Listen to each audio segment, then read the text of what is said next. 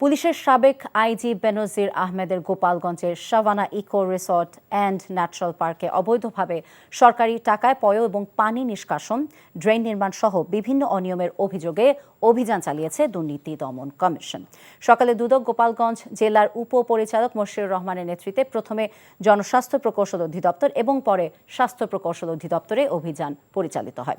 পালিয়ে যাওয়া সাবেক আইজিপি বেনজির আহমেদের ব্যক্তি মালিকানাধীন আলোচিত সাভানা ইকো রিসর্ট এবং ন্যাচারাল পার্কের চারপাশে সরকারি টাকা ব্যয় পানি নিষ্কাশন, ড্রেন নির্মাণ সহ জনগণের সাথে সম্পর্ক নেই এমন প্রকল্প গ্রহণ, টিউবওয়েল বিতরণ এবং স্থাপনে অনিয়মের অভিযোগে জনস্বাস্থ্য প্রকৌশল অধিদপ্তরে অভিযান চালায় দুদক।